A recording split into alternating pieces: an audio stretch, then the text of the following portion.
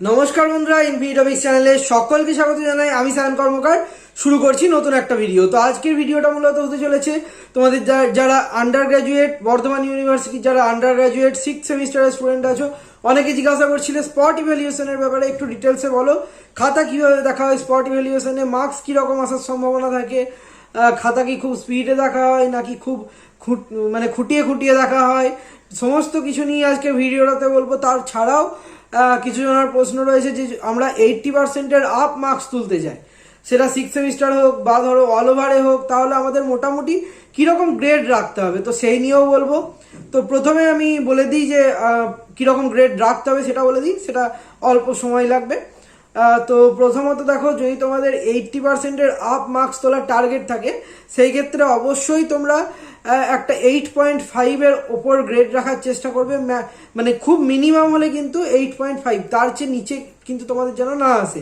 8.5 যদি থাকে তাহলে তোমাদের 80% কিন্তু গ্রেড থাকবে।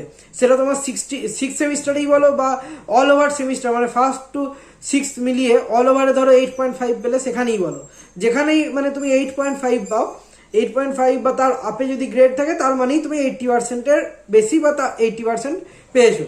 আশা করছি বুঝতে পেরেছো। বাকি আমি ডিটেলসে বলবো এই নিয়ে পরবর্তী কোনো ভিডিওতে, কিন্তু আজকে যে ভিডিওর মেন টপিক সেটাতে আসা যাক, স্পট ইভ্যালুয়েশন। স্পট ইভ্যালুয়েশন কথার অর্থ হলো, দেখো মানে তোমাদের এমনিতে খাতা কিন্তু ডিস্ট্রিবিউশন হয়, ইউনিভার্সিটির কাছে প্রথমে খাতা যায়, তোমরা যখন পরীক্ষা দাও সেই কলেজ থেকে খাতা ফরওয়ার্ড করা হয় ইউনিভার্সিটি বিভিন্ন কলেজে ডিস্ট্রিবিউশন করে দেয় আর কি। কলেজ থেকে কোনো স্যার বা কলেজের কোনো নোডাল অফিসার বা কেউ গিয়ে ইউনিভার্সিটি থেকে খাতাগুলো কালেক্ট করে আনে এবং খাতাগুলো ডিস্ট্রিবিউশন করে বিভিন্ন ডিপার্টমেন্টের এইচওডিদের বা ডিপার্টমেন্টাল যারা স্যার আছে তাদের কাছে। এবার তারা চেক করে দেন, তারপর তারা আবার ডিস্ট্রিবিউশন করে নেয়, তাদের কাছ থেকে কালেক্ট করে নেয় খাতাগুলো এবং গিয়ে আবার ইউনিভার্সিটিতে জমা দিয়ে আসে। এটা এক কলেজের খাতা অন্য কলেজে যায়, ধরো রামপুরহাট কলেজের কোনো খাতা সেটা হয়তো বোলপুরে এলো, বা ধরো নেতাজি মহাবিদ্যালয়ের খাতা বাই চান্স ধরো হুগলি ওমান্সে চলে এলো, এরকম করে ডিস্ট্রিবিউশন হয়ে কিন্তু হয়। বিবেকানন্দর খাতা হয়তো মেমারি কলেজে গেল, এরকম করে ডিস্ট্রিবিউশন হয় জিনিসটা। যাই হোক, কিন্তু 6th সেমিস্টারের ক্ষেত্রে ডিস্ট্রিবিউশনের ক্ষেত্রে কি হয়, প্রসেসটা অনেক লং হয়, অনেক টাইম অনেক সময় সাপেক্ষ। খাতা দেখে স্যাররা, তারপর সেটা ওয়েবসাইট টাইপিং যারা করে তাদের কাছে যায় ইউনিভার্সিটিতে, তারপর ধরো ওয়েবসাইট ডিপার্টমেন্টে যায়, সেখানে বিভিন্ন জায়গাতে আর কি ফরওয়ার্ড হতে হতে সময়টা কিন্তু অনেকটাই বেশি লেগে যায়। এই ক্ষেত্রে 6th সেমিস্টারের ক্ষেত্রে এত টাইম নেই, তাই জন্য এত সময় সাপেক্ষভাবে এই প্রসেস করলে কিন্তু হবে না, তাই জন্য স্পট ইভ্যালুয়েশন প্রসেস। এবার স্পট ইভ্যালুয়েশন প্রসেসে কি হয়, তো খাতা কোনো ডিস্ট্রিবিউশন হয় না, খাতাটা ডিরেক্ট ইউনিভার্সিটির কাছে চলে যায় এবং ইউনিভার্সিটির কাছে গিয়ে ধরো তোমাদের বিভিন্ন কলেজের স্যাররা আছে, তারা তোমরা যেভাবে পরীক্ষা দাও সেইভাবে কিন্তু তাদের বেঞ্চে বসানো হয় এবং তার বা বেঞ্চে বা টেবিল হয়তো বসানো হয় এবং সেইভাবে কিন্তু তারা তোমাদের খাতাগুলো একটার পর একটা চেক করে। আশা করছি বুঝতে পেরেছো। একটার পর একটা কিন্তু ইউনিভার্সিটি গিয়েই তাদের চেক করে আসতে হয়। এবার সেইটাতে ম্যাক্সিমাম হলে হার্ডলি 2 থেকে 3 দিন হয়তো সময় লাগে। হয়তো কোনো একদিন গেলেন স্যাররা, তারপরে একদিন গ্যাপ দিয়ে বা তারপরের দিন আবার একবার যেতে হলো, দিয়ে এরকম করে যত কটা খাতা যেই স্যারের দায়িত্বে আসে সেই খাতা কটা দেখে তোমার সেখানে ইউনিভার্সিটিতে সাবমিট করে দিয়ে চলে আসেন তারা। পরপর বেঞ্চে বসিয়ে দেওয়া হয় স্যারদের, বা পরপর টেবিল দিয়ে দেওয়া হয়, সেখানে তারা নিজের সাবজেক্টের খাতা দেখে সেখানেই সাবমিট করে দেন। তাতে সময়টা খুবই কম লাগে এবং 15 থেকে 20 দিনের মধ্যেই ইউনিভার্সিটি তোমাদের মার্কস যেটা সেটা আউট করে দিতে পারে। কারণ গ্রেড পয়েন্টটা তো অবশ্যই মার্কশিটের হার্ড কপি হয়তো পেতে তোমাদের একটু 1 মাস সময় লাগতে পারে, কিন্তু গ্রেড পয়েন্টটা অবশ্যই 15 থেকে 20 দিন ম্যাক্সিমাম লাগতে পারে, খুব বেশি হলে 25 দিন, তার চেয়ে বেশি লাগার কথা নয়। জাস্ট আর কি সাবমিট করার পর সেটা টাইপিং ডিপার্টমেন্টের কাছে চলে যায়, তারা তোমাদের মার্কস যেটা তোমরা গ্রেড পেয়েছো তোমাদের মার্কস হিসাব করে, পার্সেন্টেজ হিসাব করে সেই গ্রেড সিস্টেম বসিয়ে দেওয়া হয়, তোমাদের পার পেপার বসিয়ে দেওয়া হয় এবং অল ওভার যে সেমিস্টার সেই সমস্ত সেমিস্টারের মিডিয়ে অল ওভার সিসিডিএসি অ্যান্ড অল কোর্সের বেসিসে গ্রেড কিন্তু সেখানে তোমাদের দিয়ে দেওয়া হয়। A+ পেয়েছো না কত পেয়েছো সেগুলোও কিন্তু দিয়ে দেওয়া হয়, প্লাস গ্রেড পয়েন্টটা তো থাকেই। তো মূলত এইভাবে তোমাদের গ্রেড সিস্টেমটা খুবই তাড়াতাড়ি দ্রুততার সাথে 15 থেকে 20 দিনের মধ্যে কিন্তু আউট হয়ে যায়। এবার এই ক্ষেত্রে এই যে প্রসেস, এটাতে খাতা কিভাবে খুঁটিয়ে খুঁটিয়ে দেখতে হয় না একবারে তাড়াতাড়ি করে দেখতে হয়। দেখো এটা যেহেতু খুবই দ্রুততর একটি প্রসেস এবং তাড়াতাড়ি খাতা সাবমিট করতে হয়, মানে অন্তত 2 থেকে 3 দিন ম্যাক্সিমাম হয়তো টাইম দেওয়া হয়।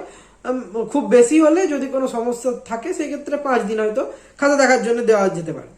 এবার সেই ক্ষেত্রে তোমাদের দেখো একটা একটা করে খাতা দেখতে কিন্তু অনেকটাই সময় লাগে। এবার মানে ব্রড কোশ্চেনের ক্ষেত্রে অত সত্যি বলতে পড়ে দেখার টাইম থাকে না, তাও অনেক টিচাররা দেখেন ঠিক কথায়, কিন্তু অত কম সময়ের মধ্যে এত খাতা মানে দেখা সম্ভব হয়ে ওঠে না। সেই কারণে ব্রড কোশ্চেন বিশেষ করে যে পয়েন্টগুলো তোমরা দিচ্ছ সেইগুলো কিন্তু মাথায় রাখবে, ভালো করে দেওয়ার চেষ্টা করবে। বড় কোশ্চেনের পয়েন্টগুলো কিন্তু ভালো করে যদি তোমরা লিখে আসতে পারো, গুছিয়ে লিখে আসতে পারো, বা ধরো ওই রিলেটেড জিনিস লিখে আসতে পারো, তাহলে অবশ্যই কিন্তু তোমাদের সেই কোশ্চেনে মার্কস পাওয়ার সম্ভাবনা থাকে।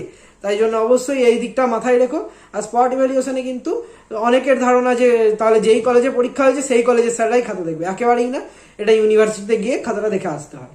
আশা করছি টোটাল জিনিসটা বুঝতে পেরেছো, কিভাবে এই প্রসেসটা করা হয় সেটাও বুঝতে পেরেছো। আর যদি এখনো অবধি কোনো প্রকার কনফিউশন থাকে যে তাহলে কি আমাদের ভালো করে খাতা দেখতে হবে না, মানে সরি খাতা দেখবেন না স্যাররা, অবশ্যই ভালো করে দেখবেন। যে যে কোয়েশ্চেনগুলো অ্যাটেন্ড করেছো সব কটাতেই মার্কস পাবে, এমন নয় যে মার্কস পাবে না। তবে সেটা অনার্সদের ক্ষেত্রে, এবার পাস কোর্সদের ক্ষেত্রে সেটা একটু সময় লাগে, সময় সাপেক্ষ হয়। আর সেটা তোমাদের ধরো মানে স্পট হতেও পারে, নাও হতে পারে। তবে পাসদের ক্ষেত্রে অনেকে তো মানে অ্যাডমিশন নেয় না পিজিতে, তাদের ক্ষেত্রে অতটাও সমস্যা হয় না। কিন্তু অনার্সদের ক্ষেত্রে যারা পিজিতে অ্যাডমিশন নেই তাদের ক্ষেত্রে, বা ধরো কোনো পরীক্ষার জন্য অ্যাপ্লাই করতে চলেছো, সেই পরীক্ষার ক্ষেত্রে সার্টিফিকেট লাগে, তোমাদের মার্কশিট লাগে, সেই ক্ষেত্রে একটু সমস্যা হয়ে যায়। আশা করছি বুঝতে পেরেছো তাদের যে মার্কশিটে কিভাবে পয়েন্টগুলো বসানো হয়, কীরকম পার্সেন্টেজ দরকার হয়, বা ধরো কীরকম খুঁটিয়ে খাতা দেখা হয় নাকি লুজ দেখা হয়। দেখো লুজ খুব একটা বলবো না, কিন্তু খুব যে বেশি ডিপ করে দেখবে সেরকমও না। শর্ট কোশ্চেনগুলো অবশ্যই চেষ্টা করবে ঠিক করে আসার, ব্রড কোশ্চেনগুলো মোটামুটি পয়েন্টে লিখে আসার চেষ্টা করবে, তাহলেই কিন্তু, বা একটু রিলেটেড জিনিস লেখার চেষ্টা করবে, তাহলেই তোমরা ইজিলি কিন্তু মার্কস পেয়ে বেরিয়ে যেতে পারবে। তোমাদের খুব একটা প্রবলেম হবে না সেই ক্ষেত্রে। আশা করছি এই টোটাল জিনিসটা বুঝতে পেরেছো। এখনো কোনো কনফিউশন থেকে থাকলে অবশ্যই কমেন্টে জানাও, আমি চেষ্টা করবো রিপ্লাই দিয়ে তোমাদের সেই প্রবলেমটা দূর করার। ভিডিওটা যদি ভালো লেগে থাকে একটা লাইক করতে ভুলবে না। এই ধরনের ভিডিও আরও পাওয়ার জন্য অবশ্যই আমাদের চ্যানেলটা সাবস্ক্রাইব করে পাশে থাকা বেল আইকন প্রেস করতে ভুলবেন না। ধন্যবাদ, আজকের জন্য ভিডিও এটুকুই। দেখা হচ্ছে পরবর্তী ভিডিওতে।